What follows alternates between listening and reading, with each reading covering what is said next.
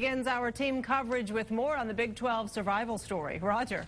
Well, Leslie, after weeks of speculation today, we did get answers. The potential of a very lucrative conference TV package and the fact that Texas can still pursue their own Longhorn television network were two big reasons that Texas decided to stay in the Big 12 conference after considering a move to the Pac-10, which would have set off a seismic shift in college athletics today. President William Powers, men's AD DeLoss Dodds, and women's athletic director Chris Plonsky emerged for a press conference that the nation really was waiting to hear, because they seemed to hold the cards for what could have been an amazing chain of events in college sports. But after talking to the Pac-10 conference, they decided this was the best deal. Now, everything heated up concerning possible moves, the possible end of the Big 12 in Dallas a couple of weeks ago when presidents and athletic directors met looking for conference solidarity. Instead, discovered instability.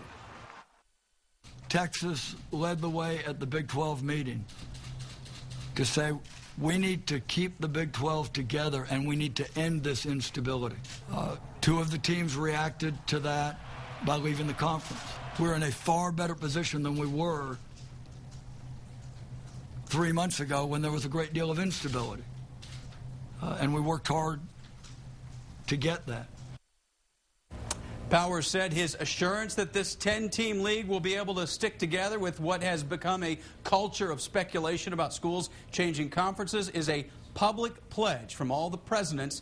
There's also the matter of money involved for schools that leave, something Nebraska and Colorado are dealing with right now. Robert? Well, the university has been dealing with cutbacks recently during the budget crisis, and a new television deal for the Big 12 could provide some much-needed cash. KXAN's Chris Sadeghi has more from just outside Memorial Stadium on what impact this decision could mean for the university's bottom line. Chris? Well, Robert, the TV contracts are really what drove this entire shakeup. Some schools thought they could get more by moving, but at the end of the day, Texas figured they could get plenty by staying. It was a big announcement to say nothing's changed. UT's still a member of the Big 12 and no new TV deal's been reached. But when it is, it's expected to be rich. And that's what packed the room on Tuesday morning. We've got good vibes and good commitments from our network partners. The Big 12 has lagged behind other conferences in TV revenue, bringing in around $78 million a year.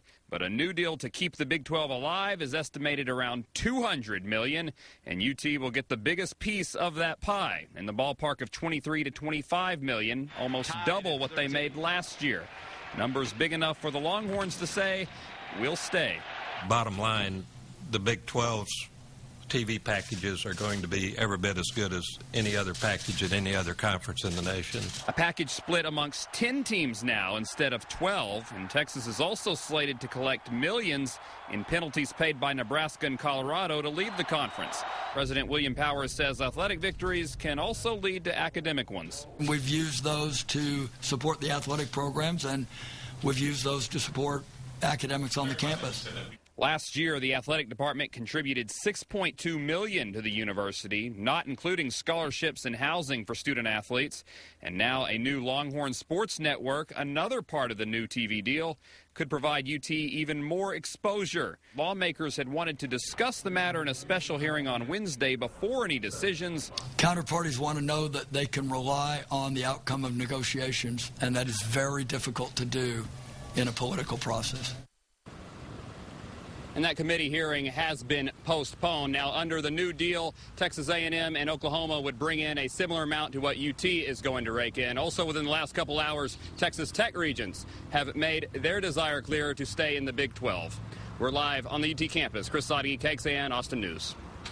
Got it. But, of course, the big question tonight is, what does all of this mean for the hundreds of thousands of Big 12 fans across the Lone Star?